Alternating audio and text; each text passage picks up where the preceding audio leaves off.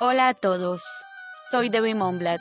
Bienvenidos a un nuevo episodio de Tzlil en el Medio Oriente, el programa donde aprenderemos en términos simples a entender el complejo Medio Oriente. Estamos acá hoy con Pablo Tosco, un periodista fotográfico enfocado en impacto de conflictos armados a comunidades vulnerables. Su trabajo fotográfico en Yemen fue especialmente reconocido con el World Press Photo en 2021 y sus documentales sobre ciudadanos sirios afectados por la guerra han ganado también premios en festivales de cine internacionales. Pablo, bienvenido, es un placer tenerte acá con nosotros. Hola, muchas gracias, Debbie, por la invitación. ¿Qué te hizo interesarte por ir a fotografiar zonas de conflicto? Bueno, en particular no es que tengo un interés por fotografiar zonas de conflicto. Creo que mi trabajo y el oficio de contar ciertas situaciones e historias a través de imágenes me ha llevado a vincularme principalmente con organizaciones que trabajan en acción y en respuestas humanitarias. Esto es hace unos 20 años más o menos que comencé haciéndolo, primero con la Fundación Vicente Ferrer, una organización que trabajó en el tsunami del sudeste asiático, y luego empecé a trabajar con Oxfam Intermón, una organización de cooperación al desarrollo y respuestas humanitarias que trabajan en casi 72 países, y a partir de allí puse el foco en crisis humanitarias que afectan a las personas más vulnerables, crisis diversas, no solamente conflictos armados, sino también sequías, terremotos, inundaciones, fundamentalmente provocadas y en muchos casos por la desigualdad. No solamente hay una cuestión ahí climatológica en las últimas crisis que te comentaba, sino que fundamentalmente las crisis humanitarias, tanto conflictos armados como estas crisis súbitas provocadas por climas extremos, también afectan fundamentalmente y de manera desigual a las personas vulnerables, ¿no? A las que menos poseen, las que menos atendidas están por los gobiernos y las administraciones, y las que menos interés tienen en muchos casos la política internacional en ayudar, proteger y acompañar, ¿no? Has estado en varias zonas de conflicto en Oriente Medio y quiero que hablemos de ellas. Si te parece bien, me gustaría que hablemos primero de Yemen.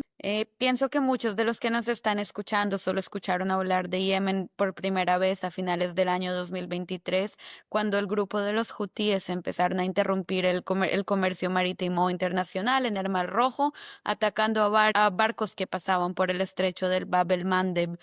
Sin embargo, Yemen también es un país que lleva en guerra civil desde el año 2014 y que está denominado como una de las crisis humanitarias más severas de la época moderna. Si quieren profundizar más sobre el origen del conflicto, tengo un episodio acá en Itzlil que lo explica. Pero esta guerra, en la que participan varios actores internos e internacionales, ha llevado a la devastación del país y a la devastación de la población.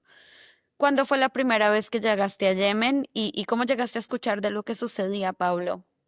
Bueno, fundamentalmente a Yemen forma parte, creo, de ese mapa del que fuimos testigos allá por las primeras primaveras árabes, ¿no? Egipto, Túnez, Yemen formó parte de ese movimiento ciudadano para reivindicar y de alguna forma tumbar gobiernos dictatoriales y apostar por democracias. Allí empezamos, supimos de que Yemen también formaba parte de ese nuevo mapa de participación ciudadana que se estaba generando en la zona. Y bueno, como muchas de las primaveras árabes, ya sea por intereses internos y también por intereses externos, que en algún momento quizás valdría la pena también revisar, en vez de convertirse en una primavera árabe, se convirtió en un invierno durísimo para la población civil, con un conflicto armado que lleva muchísimos años, ¿no? Em, Esa fue una de las primeras noticias que tuvimos, creo, de lo que estaba sucediendo en Yemen, a nivel social, a nivel así político, ¿no? Costó mucho poder entrar en el país para documentar lo que estaba sucediendo. Desde el 2015 quizás había mucho silencio, no se podía ingresar al país para documentar lo que estaba sucediendo, no tanto por un lado por las fuerzas fuerzas que estaban en disputa dentro, pero también porque hay muchos intereses internacionales de terceros países en lo que sucede en Yemen, que también a veces como que nos cuesta entender cómo funciona de alguna forma las interrelaciones y cómo se articulan las fuerzas en esa región, ¿no? Yemen ha quedado, después de la guerra, ha quedado dividido en dos, una parte gobernada por los hutíes y otra parte gobernada por una especie de alianza liderada por Arabia Saudí. Y a partir de ahí es donde de alguna forma sí empezamos a saber de Yemen a través de titulares trágicos, como la cantidad de personas desplazadas, más de 5 millones de desplazados internos, los millones de mujeres y niños afectados por la falta de alimentos, por la falta de atención sanitaria, por la falta de refugio. Y bueno, nos llevó 2 años a mi compañera Julia Serramichana y a mí poder, junto con Oxfam Intermón, al sur del país para empezar a documentar esa situación que se estaba viviendo. En un principio queríamos poner evidencias de quiénes estaban interviniendo en el conflicto, quiénes estaban alimentando de armas a esta guerra, qué intereses había por detrás, y con el tiempo nos fuimos dando cuenta que era muy importante y una situación que se estaba viviendo, que tenía que ver fundamentalmente con el rol y el lugar que estaba ocupando la mujer en ese devenir del país. Es muy impactante saber que hasta las primaveras árabes, hasta antes que comenzara la guerra en Yemen, la mujer aspiraba a ciertos espacios de representación. Había habido una reducción por parte del gobierno de intentar de reducir los matrimonios, por ejemplo, precoces, ¿no? Este forzamiento de a las niñas casarse prematuramente. En ese momento las mujeres aspiraban no solamente a espacios de representación políticos, sino también de poder formarse, poder tener acceso a trabajos, poder proyectar una vida más allá de la dependencia a un hombre o a una familia, ¿no? Todo eso se fue deteriorando con el tiempo y creo que es como muchas guerras y conflictos armados hemos tenido la oportunidad de documentar que el primer sentimiento, la primera emoción que llega es el odio y la última en irse es justamente el odio, ¿no? Entonces, a partir de ahí, cómo se construye una sociedad donde se respeten los derechos de todas las personas de manera diversa y sí, fuimos testigos de cómo Yemen, tanto como otros países, los derechos y el rol de la mujer dentro de la sociedad se fue recluyendo al hogar y deteriorando, ¿no? Sí, yo estuve, la última vez que estuve allí fue en 2020 y ya nos contaban las mujeres con las que pudimos compartir y charlar, cómo se había deteriorado ese rol o cómo habían desaparecido de la vida pública y simbólicamente y también figura de la mujer estaba siendo eclipsada, silenciada, literalmente con niqab, con hijab, con burkas, como su rostro y también la figura y el rol que tenía en la sociedad cada vez ha sido más, de alguna forma, oculto, ¿no? ¿Y esto lo viste en los dos lados del conflicto? En el país está dividido en dos, norte y sur. ¿Esto lo viste en las dos partes? Yo tuve posibilidades después de 2 años de intentar, bueno, y de gestionar y solicitar el visado, tuve solamente la oportunidad de visitar la parte sur del país, cuya capital es Adén, ¿sí? No tuve la oportunidad de visitar el norte, estuve hasta al Malika, que es en la frontera ahí con la zona norte. No te podría decir en detalle qué es lo que sucede o cómo es el día a día más allá de los comentarios y las reflexiones y la información que recibo de colegas que están trabajando allí. No periodistas, fundamentalmente trabajadores y trabajadoras de organizaciones humanitarias, que es donde yo baso gran parte de mi trabajo, ¿no? Pero bueno, han confirmado justamente esa desaparición de la mujer de los espacios públicos, las múltiples opresiones a las que están sometidas las mujeres por el solo hecho de ser mujer. Eso pasa tanto en el norte como en el sur. Hablamos podríamos decir, la falta de acceso a la educación, de cómo estas mujeres o estas niñas son de alguna alguna forma retenidas en los hogares para que no vayan a las escuelas, para que solamente desarrollen tareas de cuidados y que de muy pequeñitas, ya sea por una cuestión cultural, pero también por una necesidad de la familia, de obtener la dote a la hora de ofrecer el matrimonio a sus niñas para que la familia pueda sobrevivir,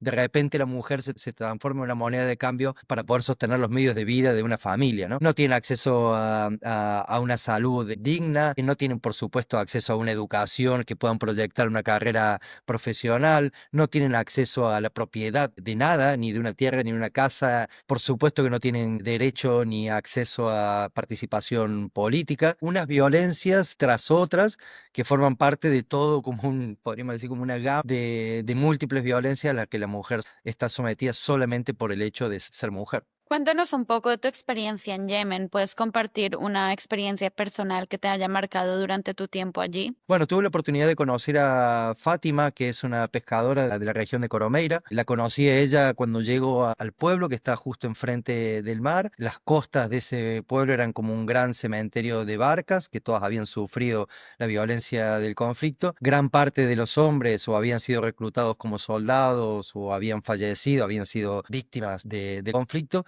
Y me encontré con un pueblo dominado en mayoría de personas por mujeres, pero controlado por hombres. En ese entorno es en el que conozco a Fátima, una pescadora que de a poquito en el medio del conflicto y ante las necesidades extremas que tenía de darle de comer a sus hijos y darles un refugio, primero comienza a vender el pescado que le compra a pescadores que venían del mar, luego con un poco de ahorros puede comprar un bote, un motorcito, unas redes y ella en estos momentos es una de las mujeres que lidera, podríamos decir, no cooperativa, pero una asociación de mujeres pescadoras de la región que han visto en la pesca una forma de autonomía, de independencia y de emancipación y fundamentalmente de refuerzo de su identidad y de su persona, ¿no? Ellas son las que salen al mar, ellas son las que lanzan las redes, ellas son las que recogen la pesca, la que los venden y la que deciden qué hacer con esos ingresos, ¿no?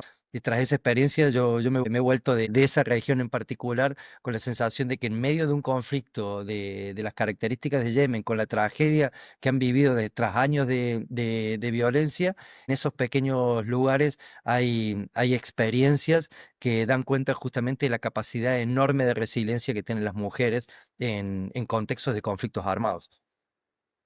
Si escuchamos que Yemen experimenta una crisis humanitaria severa, no entendemos bien lo que significa desde acá, de nuestras sillas cómodas. ¿Nos puedes explicar un poco qué es esta crisis humanitaria según tu experiencia? Bueno, fundamentalmente una crisis humanitaria en el marco de un conflicto armado, primero lo que genera es el desplazamiento forzoso, en este caso, de más de 4 millones de personas. O sea, gente que ha tenido que abandonar su hogar porque le estaban cayendo bombas encima. Y el riesgo de muerte era altísimo. Y no son militares, son personas civiles que tenían sus campos, sus huertos, sus animales o que vivían en un pequeño pueblo o una ciudad. Esa es la primera evidencia de una crisis humanitaria. Luego, el desplazamiento forzoso, o sea, tener que abandonar tu casa, tu escuela, tu entorno y en el mejor de los casos, huyendo de la familia completa, cuando en realidad sabemos de los cientos de personas que han fallecido bajo las bombas en Yemen. Luego, ese desplazamiento, ¿a dónde lleva a esas personas y a qué lugar las lleva a buscar un sitio seguro? Ahí se genera un segundo nivel de la crisis humanitaria que es dónde se refugian estas personas una vez que están huyendo. Y huyen fundamentalmente a sitios que están despoblados. Y en el caso particular de Yemen, de las mujeres, niñas y niños han huido y han montado sus refugios, sus campamentos, sus campos de refugiados y refugiadas en zonas desérticas. Y ahí ese refugio tan frágil, tan vulnerable, se suma a la falta de comida y de agua, y ahí es donde la crisis humanitaria de alguna forma se profundiza y sin la asistencia de organizaciones humanitarias o de la comunidad internacional comprometida con estas personas, pues lo que nos encontramos es una amenaza de unos niveles, del aumento de los niveles de malnutrición, de desnutrición y y que puede llegar hasta el caso de la hambruna, como estuvimos muy cerca en Yemen, sumado a todas las innumerables enfermedades provocadas justamente por la falta de agua, de saneamiento, y que tuvimos a lo largo de la crisis de Yemen en los últimos años, grandes brotes de cólera, por ejemplo, provocadas por la falta de agua en condiciones, que mató también a cientos de personas. ¿Qué desafíos enfrentaste al trabajar en un entorno tan peligroso y caótico? Bueno, fundamentalmente el gran desafío es poder entrar a estos países. Hay una clara necesidad de que no se cuente lo que está sucediendo. En el caso particular de Yemen, porque al intervenir tantos intereses que no solamente tienen que ver con el país, sino que tienen que ver con los intereses de terceros países, ¿sí? De Occidente, de Arabia Saudí, de Estados Unidos, de Europa, ¿sí? Es un sitio estratégico. Comenzabas, Debbie, vos muy bien, con una descripción bueno, qué están haciendo los hutíes en ese sitio estratégico que es su golfo, ¿no? Claro, hay ahí no solamente están los hutíes, están todas las navadas, podríamos decir, las fuerzas armadas y navales de diferentes países interviniendo en esa misma región, no solamente están ellos, ¿sí? Podemos contar, sin temor a equivocarnos, una serie de países que tienen sus fuerzas armadas allí establecidas, porque es un punto estratégico, ¿no? De transporte, de suministro, de acceso a ciertos países muy sensibles, ¿sí? Entonces, bueno, nos encontramos con que, bueno, no es gratuito de que este país en concreto, ante la inestabilidad generada por una revuelta muy legítima, que es que caiga una dictadura, de repente en los últimos 10 años veamos cómo esa violencia que, que vive el país también está provocada, perpetuada y sostenida no solamente por fuerzas internas, sino también por fuerzas externas, ¿no? Por terceros países. Para Arabia Saudí, Yemen es su patio trasero, ¿no? Hay mucho interés en controlar ese país, la comunicación que tiene Yemen, el Cuerno de África, a efectos, por ejemplo, de campañas migratorias, ¿no? Sabemos y hemos encontrado, yo por lo menos he conocido muchas personas de Etiopía, de Somalia, de Eritrea, de Djibouti, de Sudán, que cruzan el estrecho para llegar a Yemen, atravesar un país en guerra con la idea de llegar a Arabia Saudí para buscar un trabajo digno, por ejemplo. O sea, estamos hablando de que cientos de personas migrantes, miles de personas migrantes atraviesan Yemen con la idea de llegar a Arabia Saudí para trabajar en la construcción, en los servicios domiciliarios, etcétera, ¿no? Bueno, vemos que no solamente Yemen está atravesado por un conflicto armado, sino también termina siendo una de las rutas migratorias quizás más peligrosas que existen. ¿En algún momento te sentiste en peligro? Como te decía, formaba parte esta oportunidad de documentar Yemen en este último año de un trabajo de casi 2 años de preparación. Intentamos que nuestro trabajo no pusiera en riesgo ni a nuestros compañeros y compañeras yemeníes que nos ayudaron a reportear, ni tampoco nosotros exponernos gratuitamente a un riesgo allí. Creo que el riesgo vino después, ¿no? Una pandemia, el conflicto armado se enraizó, ¿no? Pero bueno, mientras estuvimos nosotros allí, más allá de los ataques que se estaban viviendo en el frente, nosotros no hicimos un trabajo de frontline, no fuimos a documentar los enfrentamientos armados. Queríamos poner el foco justamente en aquellas historias que están por detrás de la trinchera, detrás del frontline, que son de la mayoría de las personas más vulnerables o de las personas civiles que no deciden ni perpetuar ni sostener un conflicto armado, ¿no? ¿Y cómo lidiaste con la presión emocional de documentar tales tragedias humanas? Bueno, en mi caso particular, bueno, lo que intento es ser muy consciente del privilegio que tiene uno de poder desplazarse a esos sitios y volver. Es muy importante con quién trabajas. Entiendo este oficio de reporterismo y del fotoperiodismo como algo colectivo y que las historias que documento de alguna forma dejen la huella de un encuentro y de un encuentro honesto y sincero, que los reportajes y el trabajo fotográfico justamente dé cuenta de las historias, de la capacidad de resiliencia y que respeten y dignifiquen el gesto ofrecido por los protagonistas y los protagonistas de la historia. Y eso, bueno, a mí me mantiene conectado con mi oficio y intento que eso forme parte de todos los trabajos que hago. Luego, sí, esto es un trabajo colectivo. em, no lo creo como que yo solamente voy y hago una fotografía, sino que intervienen muchísimas personas en el reportaje, los reportajes que hemos publicado. De alguna forma, eso a nivel emocional, sentirte acompañado, sentirte que lo estás haciendo de manera colectiva y sentirte que cada persona tiene su lugar y puede opinar, reflexionar, compartir y de alguna forma producir colectivamente ese reportaje, a mí me hace sentir que nuestro oficio sí tiene un sentido, ¿no? Ahora, si te parece bien, quiero que pasemos a hablar de Jordania. En tu trabajo allí produciste un documental ganador de premios, Distrito Cero. Este se desarrolla en el campo de refugiados sirios Zaatari, que es uno de los campos de refugiados más grandes del mundo. Para nuestros oyentes, quiero contar que Siria es uno de los países con más refugiados a nivel mundial, con casi 14 millones de desplazados, ya sea interna o externamente, debido a la terrible guerra civil que el país ha sufrido desde el 2011. Los que huyeron del país llegaron principalmente a países vecinos como Turquía, Líbano y Jordania, donde se desarrolla tu documental. ¿Nos puedes contar un poco de qué trata la historia? Sí, bueno, Zaatari supo ser uno de los campos de personas refugiadas más grandes, junto con Dadaab, un campo de personas refugiadas que se encuentra en Kenia. Ahora ya hay muchas personas, ya en los últimos años, muchas personas decidieron abandonar ese campo.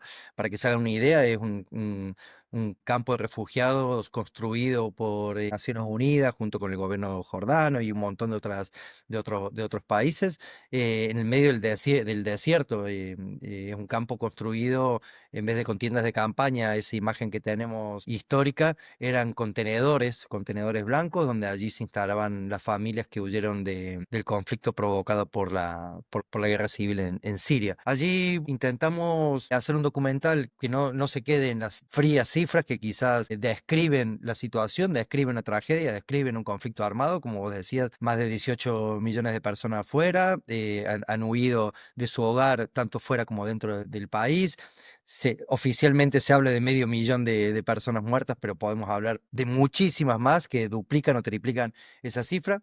Pero bueno, esos números quizás describen la situación, pero no la explican. Y bueno, a través de la historia de la familia de Mahmoud y de Karim, dos personas que llevaban viviendo varios años allí en Zaatari, y que tenían una tiendita de reparación de teléfonos móviles, intentamos contar y dar cuenta de los desafíos diarios a los que se encontraron las familias que allí estaban buscando refugio. Y fundamentalmente el disparador de esa historia eran los teléfonos móviles, donde muchas y muchos guardamos no solamente la memoria personal y familiar e íntima, ¿no? La fotografía, los mensajes, los textos, los mails, ¿sí? Sino también la memoria colectiva, ¿no? ¿Qué nos ha sucedido de manera colectiva? Más allá de que, bueno, ahora es una herramienta de trabajo, pero creo que en el éxodo, la huida, en la búsqueda de refugio, el teléfono se había convertido en ese vaso comunicador con lo que habíamos dejado, lo que dejábamos en nuestro país de origen, aquello que nos podíamos traer como recuerdo que nos mantiene conectados con lo que hemos dejado. Y bueno, en esa tiendita, Mahmoud reparó esos teléfonos y también imprimía fotografías.